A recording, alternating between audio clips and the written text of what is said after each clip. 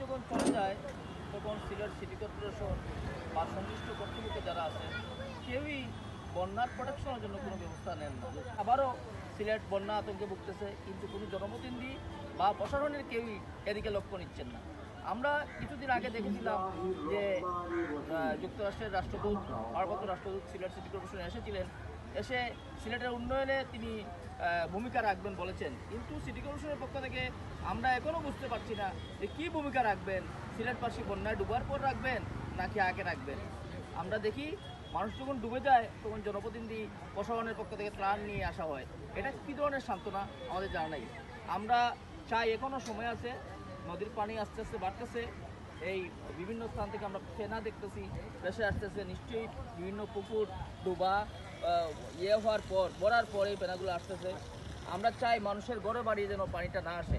এই অবস্থার মধ্যে মানুষ যেন আর বন্যা আতঙ্কে না ভুগে, এটাই সিলেটবাসীর দাবি। প্রশাসনের ঊর্ধ্বতন কর্তৃপক্ষ যারা আছেন তারা যেন ব্যবস্থা নিয়ে বন্যার আগেই, বাড়িঘরে পানি ওঠার আগেই প্রোটেকশনের ব্যবস্থা নেয়।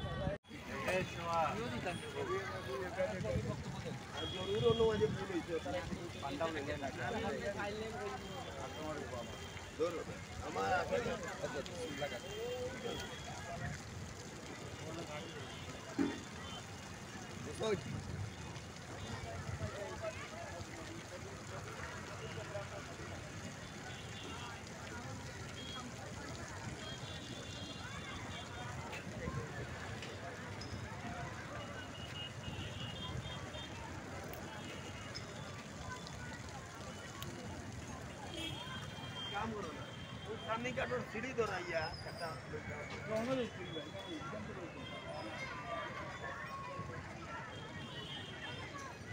तो इधर सीढ़ी रखने के लिए उनका वाला है